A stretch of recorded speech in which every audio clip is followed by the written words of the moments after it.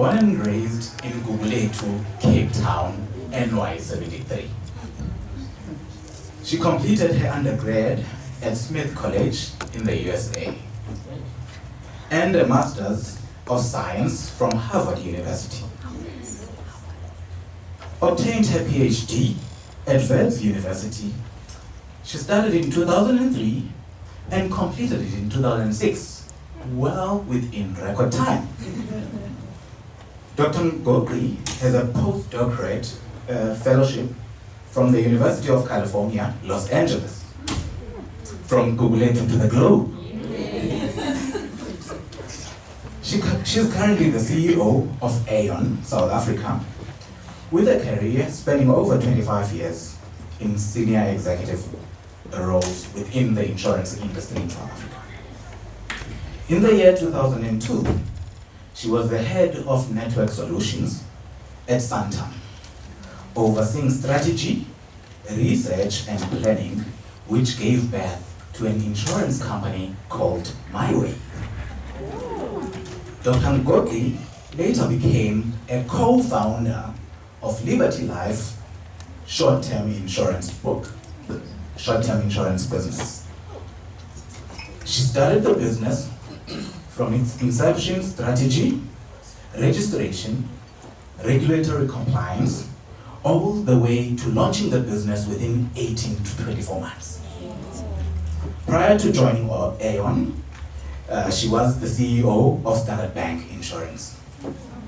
Currently, she's the chairperson of Sasria. She's one of those people who get stressed when there are riots in the country. So use your democratic activism very well.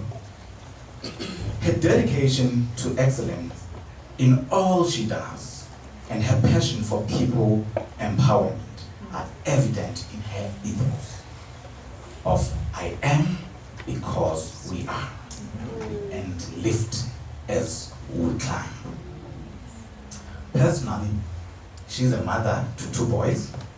This morning, she went to watch them playing rugby. You can see she's trying out a Siagolisi and Mafi. On her spare time, she's a runner, and she intends on running at the Cape Town Sanlam Marathon this October. Now that's a 42-kilometer race. Hey? One of her favorite reads is titled, One Day My Soul Just Opened by Ian Lavenzau. Currently, she's reading the book by Budiminteto Nyati titled Betting on a Ducky. She is an American journal reviewer, providing peer review services to scholarly publications. Her personal life continues. Her favorite quotation is, our lives begin to end the day we become silent about things that matter. That's Martin Luther King Jr. If she's not listening to American gospel, she's listening to jazz. If she's not listening to jazz, she's listening to one of her Get Up and Go songs by Notorious B.I.G. I love it when you call me Papa, Big Papa. Help me welcome Dr. Nolwandle.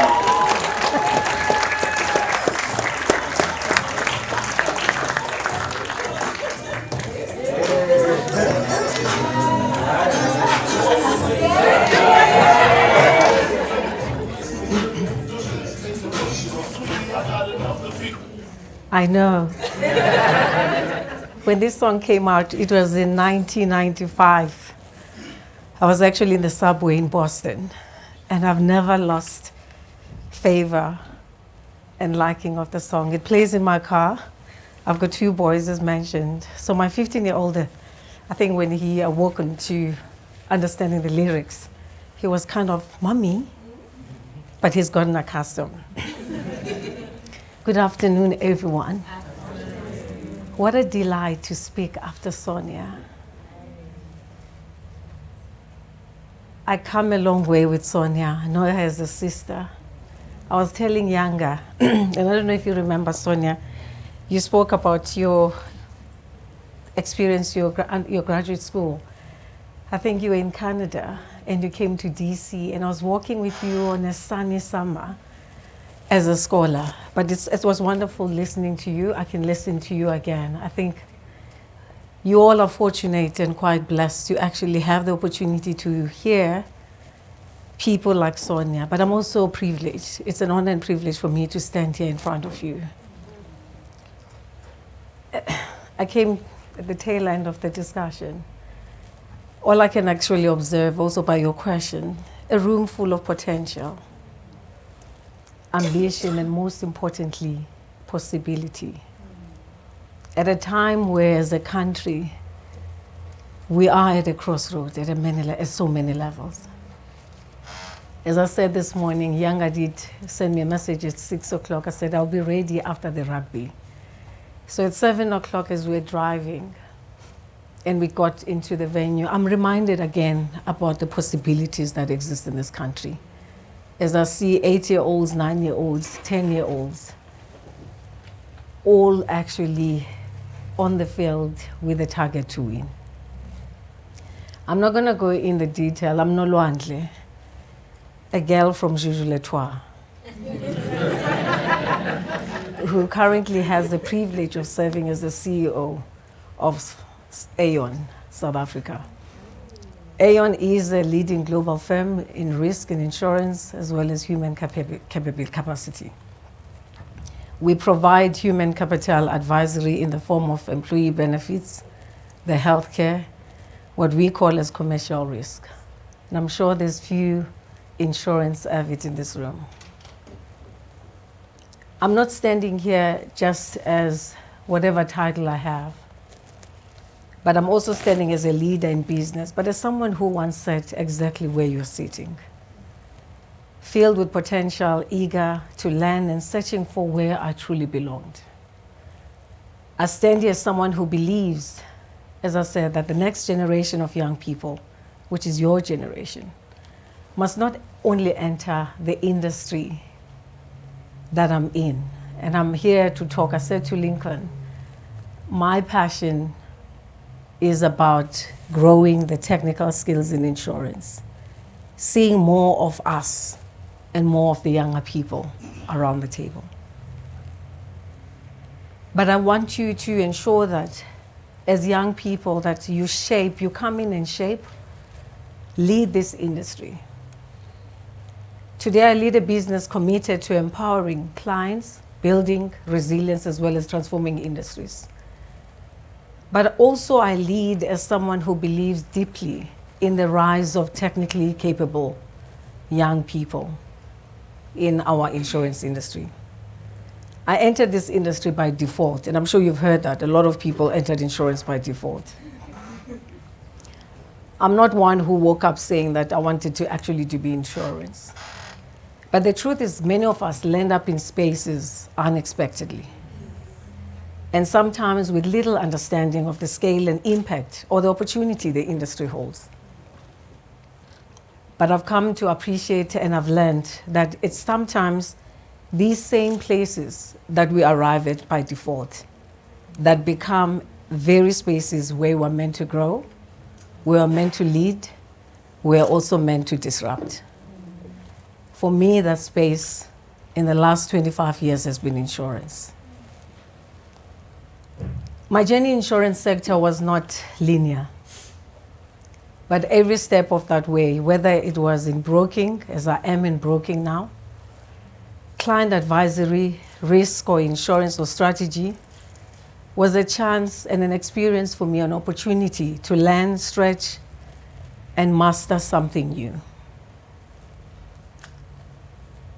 Before I talk about today's conversation, I think what Yanga read as we met was I did my MSc in research, statistics, and in focusing in social sciences. So when I entered the industry, obviously there was nothing talking to what I'd studied. And I think to Sonia's point around what you focus, the discussion you had around whether you do an MBA before,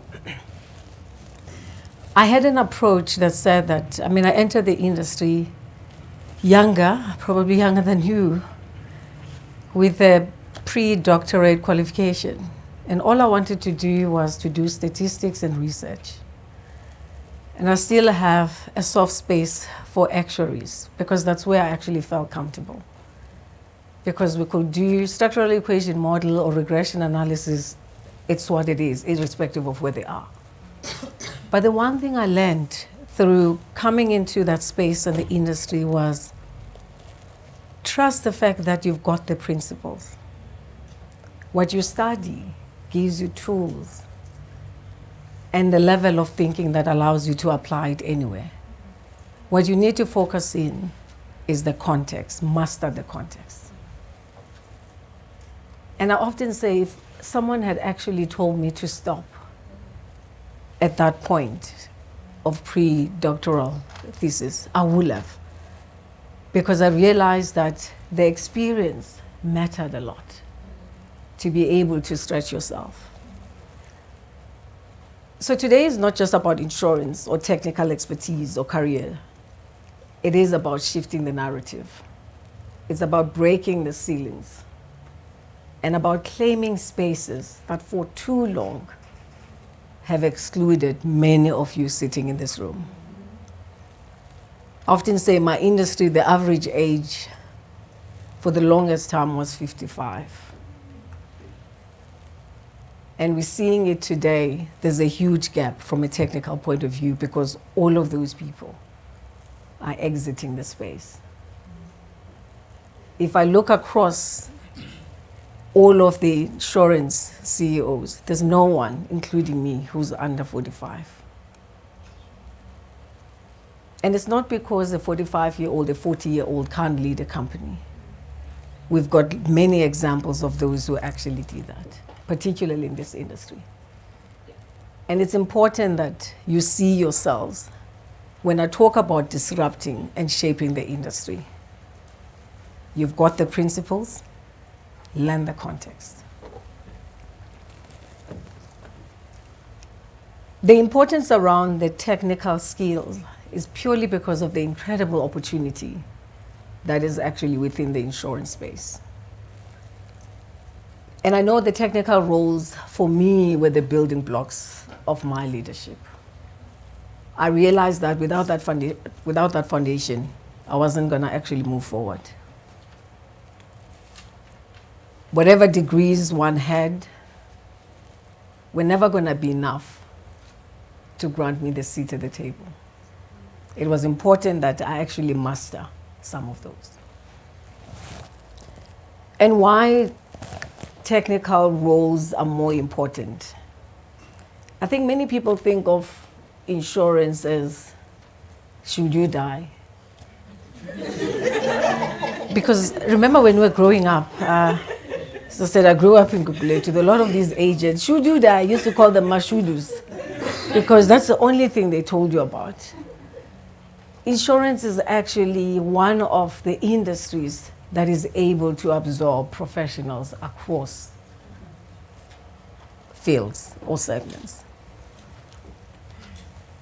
And a lot of people think about underwriting skills and claims, risk, or analytics as back office or support roles. It is a myth. I know sometimes when you've got a claim and there's a young lady or a young man answering your phone, you get irritated. It's actually those people's responsibilities, not only to validate your claim. There's a science behind that. Yes, it's to understand the validity of your claim, but also to understand the advantages to you, because there's an underwriting element. Obviously, we don't underwrite at claim stage. We need to deliver at claim stage. But they make decisions that are informed, and the base of those decisions is actually technical knowledge. I want to give you assurance that it is the underwriter who makes the call that balances risk and growth. The underwriter, you don't have to go to school to study being an underwriter. You've got what it takes. You need to learn I think we need to demystify insurance technical part of the business. But that underwriter role is very important because it helps the company understand the risk as well as the growth. It's the claims specialist who delivers the promise we make to our clients. It's the risk or actuary who helps the business make the billion rands decisions with confidence. They do make mistakes also as well.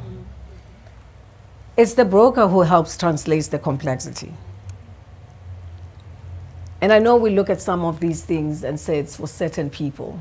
And at some point we also bring down the value it is that we have.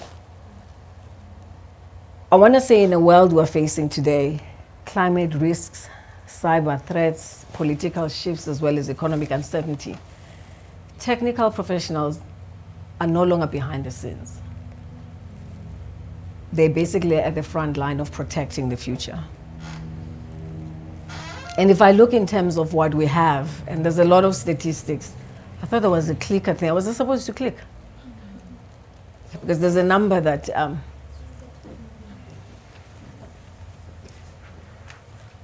the one aspect, I'm mindful and sensitive to the fact that there's men here.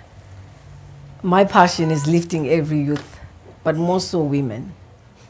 Despite the fact that this is one of the most matured industry in the world, but particularly in Africa, South Africa leads from the insurance industry. Unfortunately, the gender inequalities persist as they actually are in all areas of our society. We find that also in insurance. And what we see is that the forms of discriminations are often invisible. Yet failing to address these laws and stereotypes restricts the ability of many women and many girls to contribute to society. The bottom line is that the diversity within the business leadership bolsters perspective of quality of decision making for an organization. I do believe if we don't have a diverse group of people and voices in the room, represented in the spaces where policies are being formulated, where decisions are being made, particularly around the insurance and the core of the business, we are destroying the value and the future of many of you that could actually be for generations to come. The current state of the insurance, as I said, is that we're looking at about 60%, The insurance industry actually employs almost 60% female. That's basically the majority of the people who are in the industry. And yet, less than 20% of them are in leadership position. The reality today is there's only one female CEO in insurance today. If you look in terms of the boards, there's also an underrepresentation, both of female as well as male and young people. I am ready. I think in 7-10 years, I will be, I keep on saying in 5 years, I need to exit. When Younger actually called me, I realized that he said, Mama, Dr. Nolwandle. I said, yo. I know it's out of respect and endearment. We cannot continue being comfortable as the only ones sitting around the table. The reality is we are not going to actually shift. And when I say we, it's young people across all races. We need representation. We need the talent that sits in this room to venture out into this wonderful industry with beautiful opportunities that is able to actually absorb any of your skill set. The people we're selling to, they want to talk to people that understand. They want to actually talk to people and engage with people that relate. In the recent trips, because we do placement in the London market, there's a client, one of our large state-owned entities who's a client. If you look in terms of the risk that we have, that we sit in excess of 54 billion premium that they pay. The first comment was, I want to have a specialist that understands the business that we're in, but I also want to see young people. The people around you, Nolwandle, are older people. And I think, it's in between here and somewhere in London. You're like, okay, we've come all the way here. I have to hear this here. But it is a reality. Because if I look on the client side, the people that were actually coming in to engage with the market, the London market, were younger people, average age at 35, who spoke eloquently, understanding of the environment that they are in. And I looked on my left, my insurance guys. It's all of us, yes, we've got experience, but we're probably reaching our expiring date or have reached our expiring date. The underrepresentation at less than 20%, it's something that actually speaks not only to lack of talent, but our inability to effectively attract them. But what is encouraging for me is the fact that from when I entered this industry, today we sit with probably over 30% actuaries. And of those actuaries, in my last employment, we shifted that from 2 to about 10, and 5 were females. That's the level of diversity that we need to actually activate. Those are the people who are actually at the engine of our industry. In the underwriting roles, in the actuarial modeling, in the claims environment. And more importantly, the person who sells you the insurance, not tells you should you die, but helps you mitigate the risks that we face. It's also the people that needs to innovate in terms of the solutions that we actually put on the table. And you can do that. And I think Young, is standing there. I don't know if he introduced himself. He's a CEO of an independent broker. He founded the company 10 years ago. I also Googled you. It's admirable. He's under 45. He's under 35, huh? 10 years. Where today, if you're looking in terms of SMMEs, almost 70% of SMMEs don't last beyond 3 years. And by 5 years, mostly are actually gone. These are the entities that we need to support, but these are the entities that you also need to form part of. I know we also often have this, that we all have to open our own practice. Sometimes it's good to collaborate because there's power in strength. We're able to have much more meaningful impact, particularly in our industry. I keep on saying our industry probably doesn't make it easy for people. Our clients don't make it easy for people either, because they actually look in terms of who you are, what you've done, what is the evidence that you have. If you can actually demonstrate scale and give evidence to scale, they're most likely to actually look at you. Younger tells me that I've got 10 minutes. I'm gonna go straight to something that, what are the opportunities that are emerging that we're seeing? I think there's a lot of technology, ChatGPT. I've got an 11-year-old as well. The other day I was trying to help him with math. And they're teaching kids differently these days, multiplication and all. So I went into my phone. The first thing he said, "Are you going to look at ChatGPT?" I said, "I didn't know that ChatGPT can actually do that." But there's quite a lot of technology that today a colleague once again was telling me that there's geocoding. You do know geocoding. You can actually do assessment of risk and someone just take a picture at a mine and you could be in my car, and I can just actually open when I go for risk survey and assessment to say, what are the trends, what have been the risks, and calculate the risk that we're actually looking at. Insurtech and digital transformation is a big drive in our industry. And we're seeing a lot of opportunities emerging and the roles, and there's a lot of demand. And I often say that you don't need to study technology related. You just need to be analytical, being able to analyze data, being able to read trends. That's what we need, and that's a skills gap that is existing in our space. We do need to actually use those skills to build the insurance ecosystem. There's also an imperative around the broader financial inclusion. I can't overemphasize the fact that there's very few of us around the table. It is not sustainable for our industry.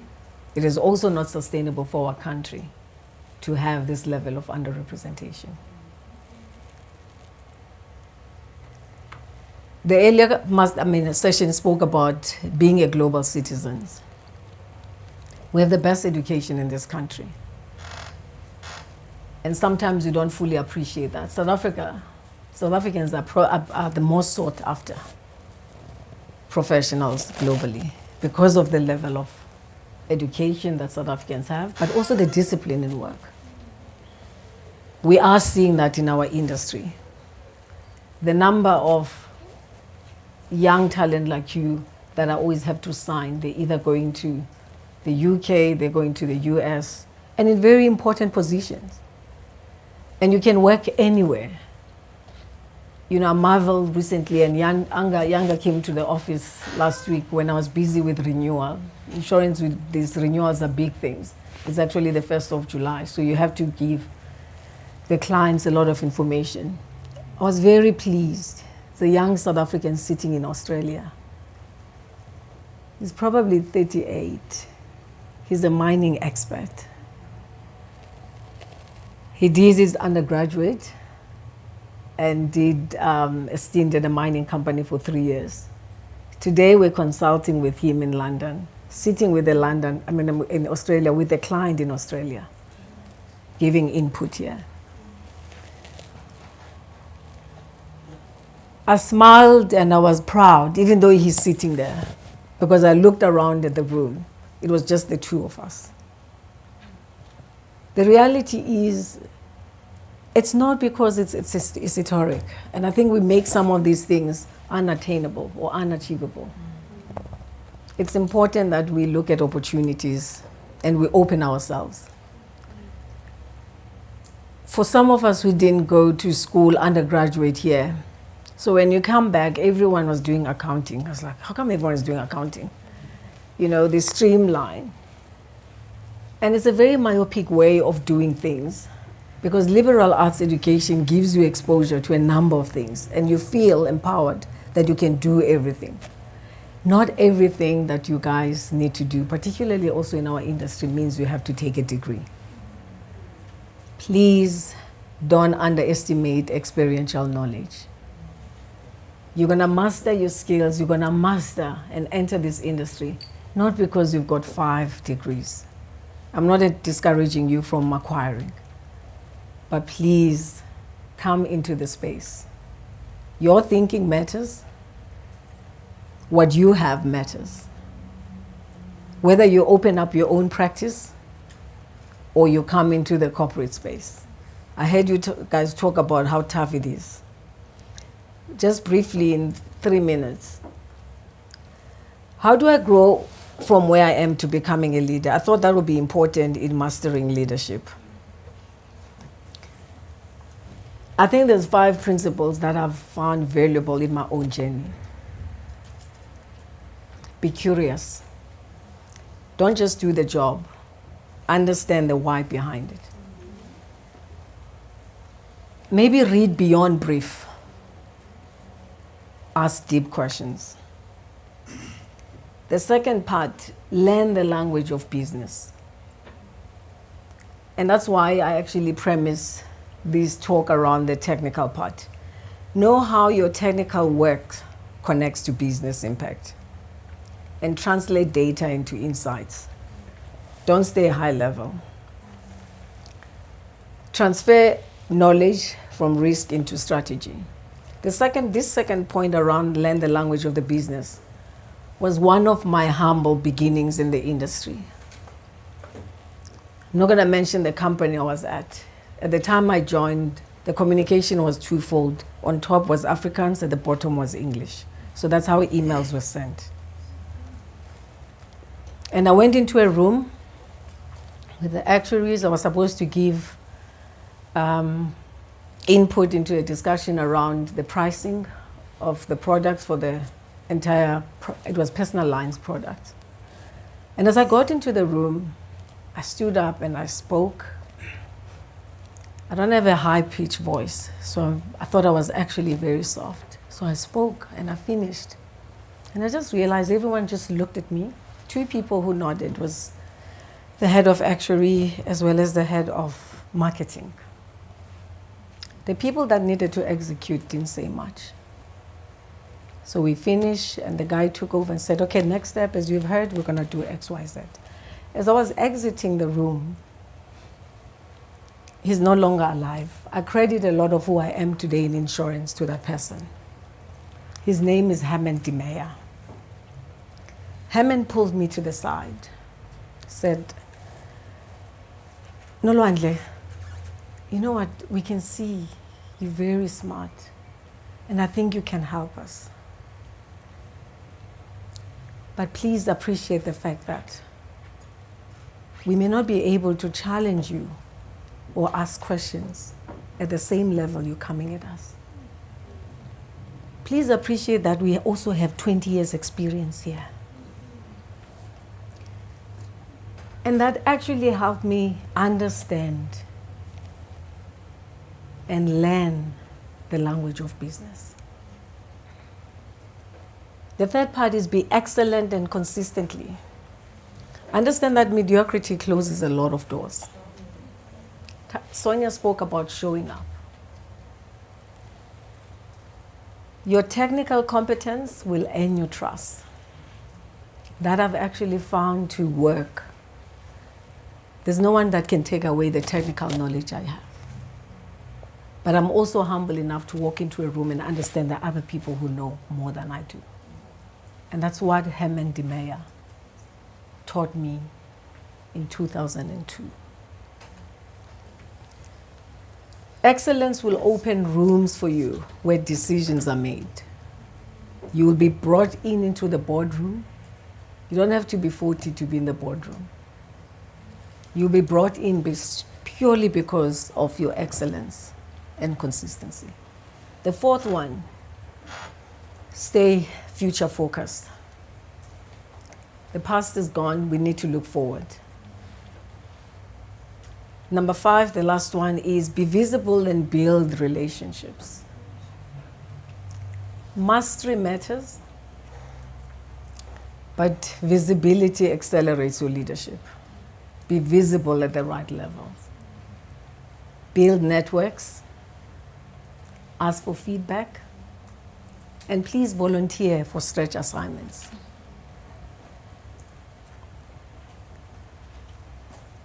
One of the things that I've come to appreciate also in working, you need to, when you walk into a room, I often say it, all of us at some point were A students.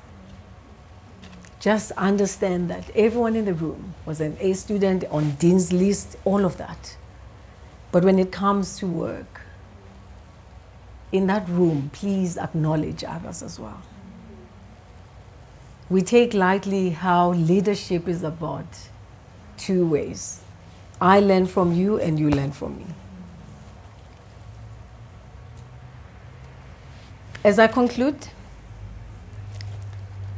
the insurance business that I'm in is about enabling hope. He spoke about being in Sasria. When disaster strikes, we are there. When businesses grow, we enable that. When families lose everything, we help rebuild. So when you join the insurance industry, you're part of something bigger. And I want you to say that, and my message will be simple, to say, even if you've arrived by chance, wherever you choose to be, you can choose to stay by purpose. And make sure you make your stay more purposeful. And that purpose is about choosing to master your craft, finding your voice, and building a career that reflects your ambition. Young, I think I'm done. The path to leadership, as I close, is not about waiting. It's about leading from where you are. You are a leader wherever you are. Whether you're an intern, a junior underwriter, a pricing analyst, internal audit, you lead by how you show up, how you perform, and how you grow. I think I'm going to end there. Huh?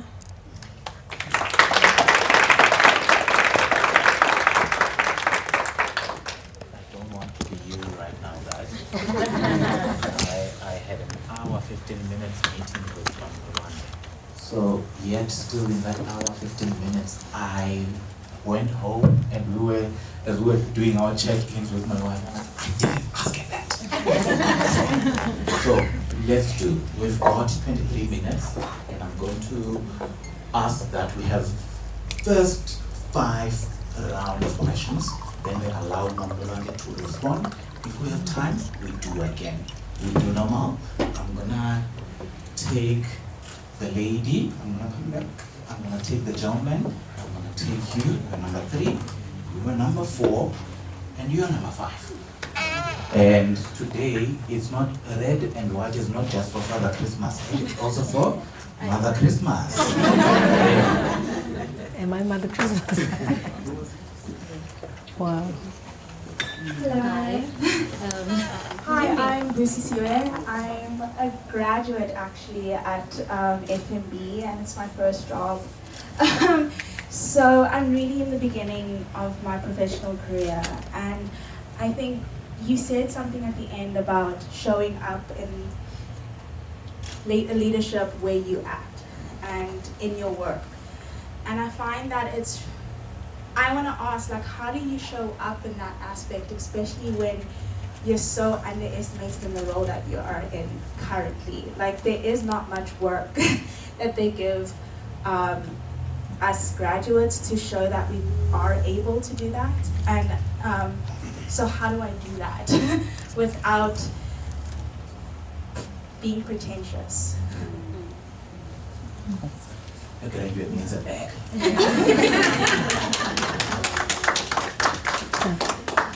So how do you understand? She'll answer. Another one? Oh, okay. Have it written down. Firstly, thank you for the 5 nuggets. It was related to parts of my question. I can relate a lot with your story. I'm now a divisional manager, but I was a data analyst by profession. And I'm now obviously pivoting in a different direction, so it's very helpful. But I have a softer question.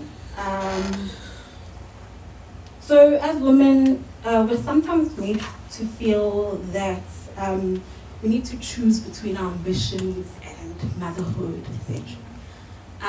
Now, I'm a mother, and it's not easy pursuing your goals and your ambitions. So I'm really keen to hear, as a mother of 2 boys, how you navigate that journey. Because sometimes we can feel guilty for pursuing our own dreams. So that sometimes impacts us.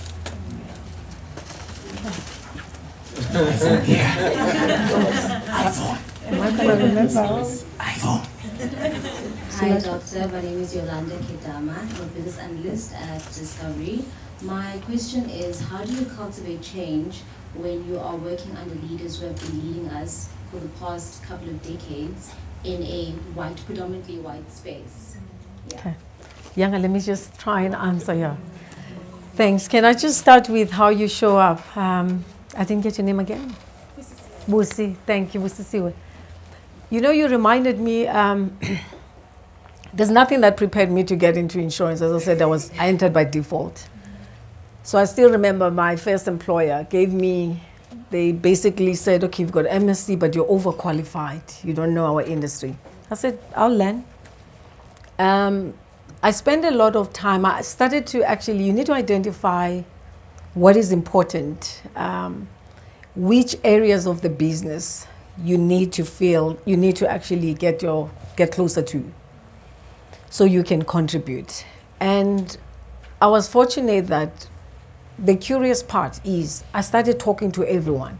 I asked the person who was actually my boss at the time. I was contracting because they brought me in to say I should help them with their strategy into the new market.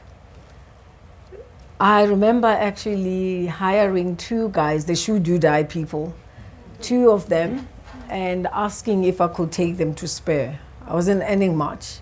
Said, can I take you for lunch? And I made sure that every week I took them so that they can tell me, what is this insurance all about? How are you gonna actually, there's not everyone who's gonna be prepared to help you. You need to identify people that you can actually be of help to. At the same time, you're actually learning from that. It's unfortunate sometimes also this whole term that we use in our workplaces to say graduates. There's a certain connotation about a graduate that you don't know. And you come with skill. And my shift was around exactly the words I used to say, the principles, my degrees, my qualifications give me the principles. It's the context that I need to learn. Make sure you learn that context from whoever is available and volunteer to do stuff. To say, I saw you were doing this, actually I can help you. This is what I was thinking. The more you add value, people will reciprocate that. Okay. Don't look at yourself as I'm new. That definition, don't victimize yourself and says I'm new. There's something in your degree that someone who's been there 20 years doesn't have context to. Okay. There's no silver bullet to being a mother. One, I focused on quality, not quantity. I've made certain choices in life to forgive myself. I drop off my kids every morning. I've made a rule, I don't take calls between 7:15 and 7:30 because that's a drop-off time. I don't pick them up. I get home at 8. I make sure that I'm home before they sleep if I'm in the country. But weekends, as Yana said, nothing comes in between. And work, I don't do work until Sunday after 4. And I've learned to actually focus on quality. And everyone knows at work, if they call at 6:45 and 6:50, I don't answer. There's no radio in my car. It's the time between my kids and I. And I think there's certain thing, and I'm saying there's no silver bullet. I've learned to forgive myself. And it's interesting, mothers are so harsh. Mothers who've got the privilege of staying at home. Remember at some point, mothers will say, oh, whose mom are you? Because we don't know you. And at first I used to feel guilty. I'm actually okay. I'm also grateful that I've got someone who's been with me for the last 15 years when my young son was a month old. I'm very grateful to that lady. And I've learned to excuse her for a mistake because I'm not perfect either. But I've also learned to say, if I'm not happy, I can't give from an empty place. Focusing on Nolwandle is very important. Even that 30 minutes in the morning for a run at 5:30. Then I get home so that I can be on my car at 7:15 and at the office at 8. I think you need to focus on yourself. There's nothing as balance. I'm not gonna give you, I've not heard any person who says I've got the balance. Sonia talk about, you prepare Sunday. My work starts at 4 p.m. Sunday. Then I prepare for the week. But between then and now, between Friday at 5 p.m. or 6 p.m., it's my kids' time. Forgive yourself. I think we carry a lot of burden that we have to be what we're not. But when you are present, please don't use a phone, don't use the radio. Be there for your children. And those few moments, I was actually taken and I felt like chuffed when because the teachers never call you unless there's a problem. This time the teacher was calling me because apparently I had said something to my son. I say a little prayer before they get out. And he said, Your son said something very wonderful this morning. He said, when they asked him to say a prayer or to give thanks, to say, apparently he said, what did I say? I said, something you protect, God help, thank you that you protect us from things that, from harm and from things that we can't see. We're grateful. And he repeated that. So when she said that, I was like, okay, at least there's value in what I gave. You have to celebrate those moments and just focus on you. Because if you're not fulfilled, you can't give.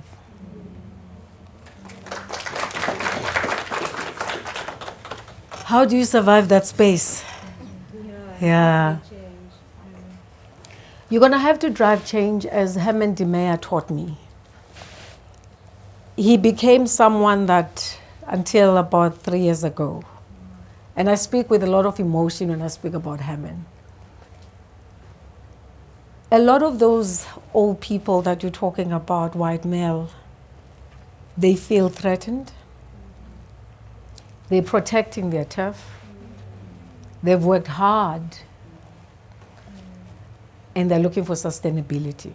So the minute you appreciate where they're coming from, you don't have to deal with that in the way they may come. You may see them come to you. You have to introduce change in a manner that also acknowledges their contribution.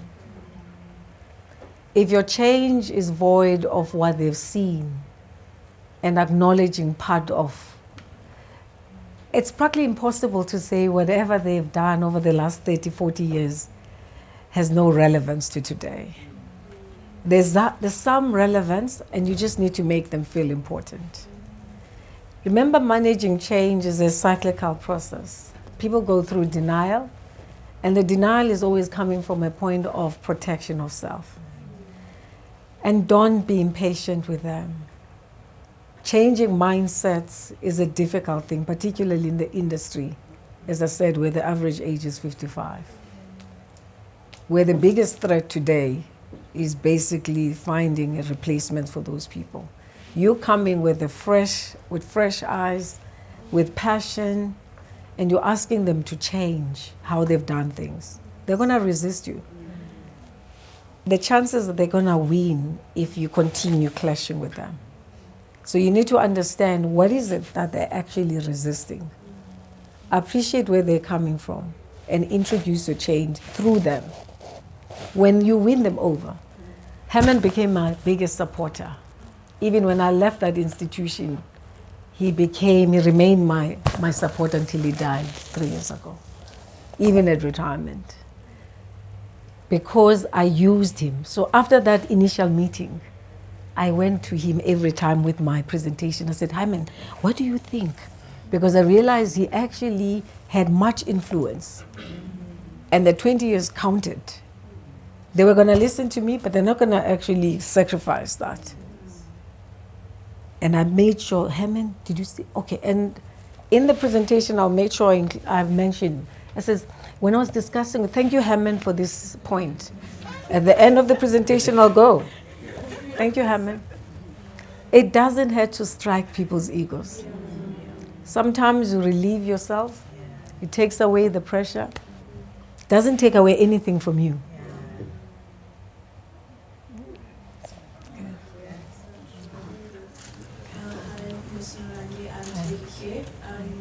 The question that I have for you is, I heard that you mentioned a bit on ChatGPT when you were discussing your child. So I want to know from your perspective, or from your point of view, how do you feel like AI and digital transformation will influence or rather impact the insurance industry going forward? I'm just interested in your guys. It's definitely shifting the industry. As I'm saying, before you probably needed 3 or 4 people on site to go to a mine to assess the risk. The other day I was at a macadamia farm, a company, because I wanted to see the client. And actually we spent the whole 4 hours on the plant. Now with AI, all you need is actually, all these algorithms are there. You just go plug in. Once you've seen one risk, you do the whole thing. You can actually replicate it for another or duplicate it for another. One, it's not going to take people's jobs away. It's just going to change how people do things. Today, I speak about geocoding. Pre-2020, none of the insurers were actually doing geocoding. That's why we've got a challenge now with exclusions in the floodline places. Because houses were built, we used municipality approvals, and from a risk-saving point of view, we never actually went in there. Now, geocoding will actually, but someone needs to plug in the data. So there's a part around data. You have to collect the data. From a claims and assessments, you can already see claims assessments these days is much more easier. You probably scan stuff and information gets through and is sent and it's actually easily processed. It's going to improve efficiencies. There's a whole lot of what we do today or what we've done over the years includes a lot of manual processing. It's going to create a lot of opportunities. And that's a space that I think a lot of people, data and analytics are very critical because AI and all of these things work on data. Quality of data, people who are able to process data are going to become very critical. You know, I think the importance of that, my employer globally took all 160 of us for a full day on AI training. At first I was like, what is this AI? Why would we have to see it? But it was from 8 o'clock till 5. Got everyone flying to Madrid for AI training. So it's actually very important. We're really doing the 30 seconds now, guys. It's really time. The gentleman, you, and then I'm sorry, guys, it's going to be the last because of time. I said a very high master with high standards. Hello, everyone. Hi. Everyone hear me? Yes. Thank you, Doctor. My question is more around social. You touched on social injustices. I think Sonia also touched on it as well.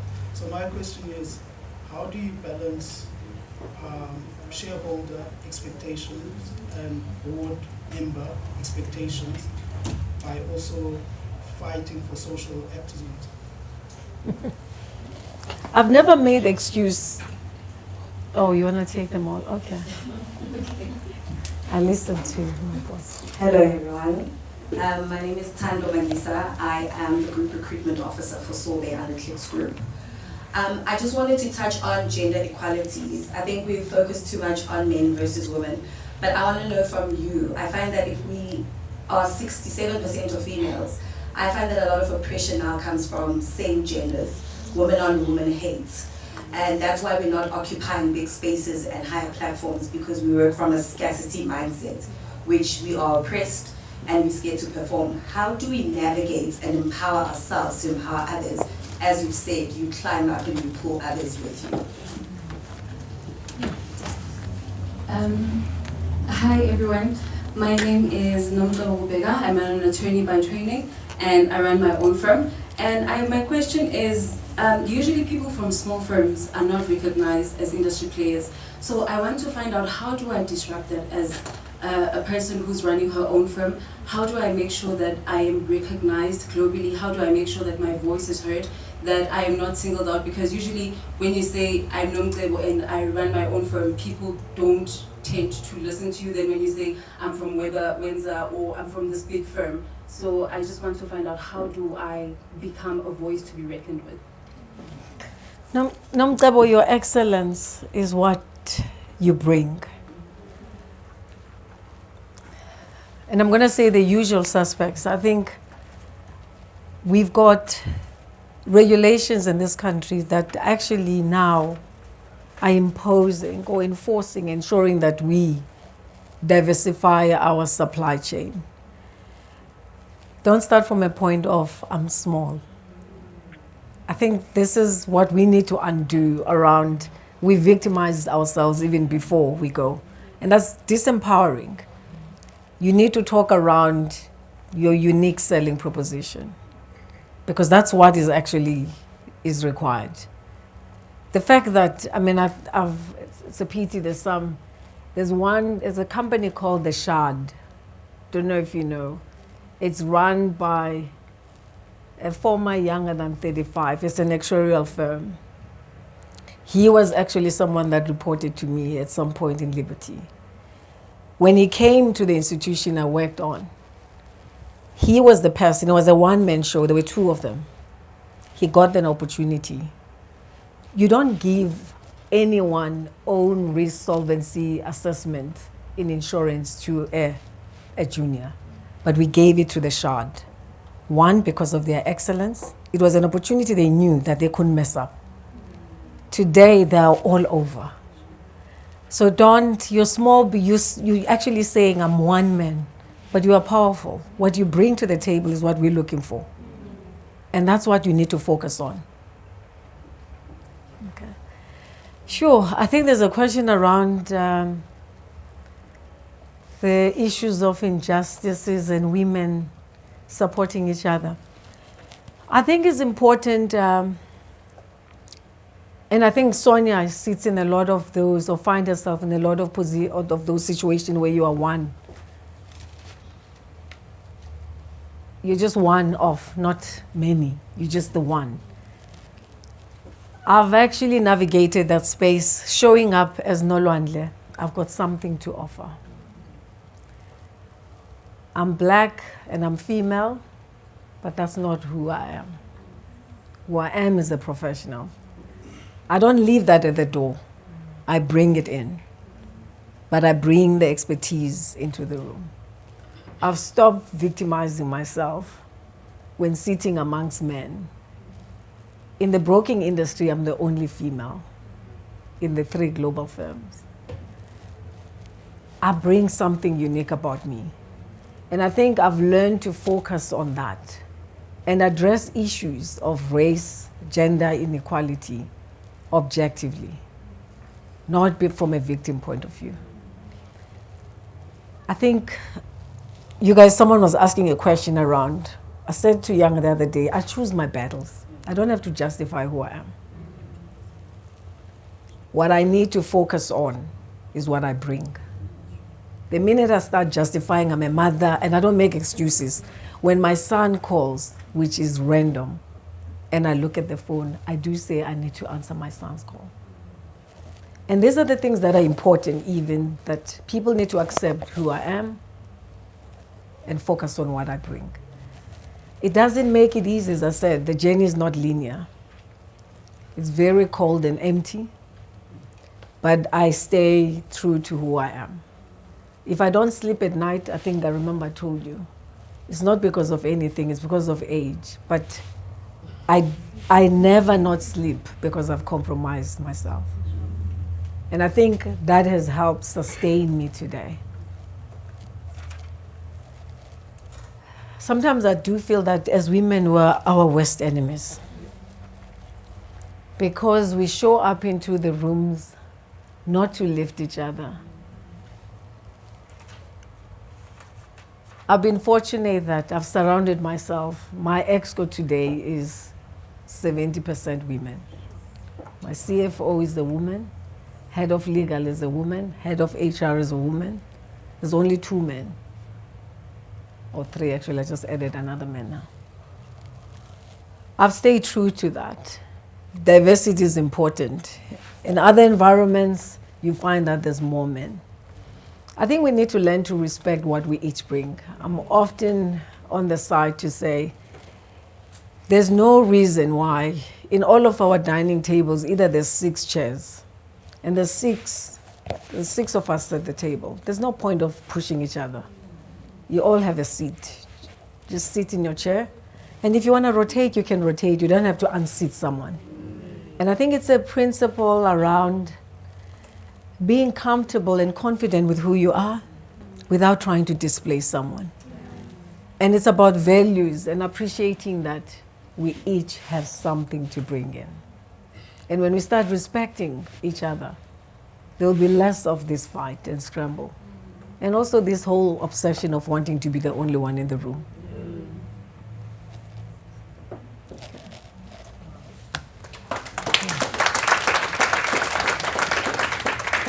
I told you so. I told you. Nolwandle. You can call me Nolwandle. No, I feel older. It just doesn't sound It's right. okay, Putia. No. On behalf of the Lincoln Mali Leadership Foundation, Thank this you. is just a token of our appreciation. No, I appreciate it. Thank you. No, thank you. Continue opening up doors, continue nurturing, continue being you. Like I said, we need to see and hear more of you. Thank Stop you. hiding. Thank you. Thank you, guys. I wish you all of the best. In whatever you do, reach out. Don't be shy to ask questions. Don't be shy to, don't stop being curious. There's lots of opportunities. And you're all privileged to have platforms like these, you know, to be able to share knowledge, but also to be inspired. We want to be inspired by you guys so that when we leave these roles, you know, I talk about 18 to 24 months. I've been in my role now 21 months. And I keep on saying that I never create permanency. There has to be someone that comes through. Because the minute I overstay, I can't learn. So please come into the industry, challenge with respect. I think Sonia said that. Challenge with respect, navigate the system. There's lots of opportunities. Good luck.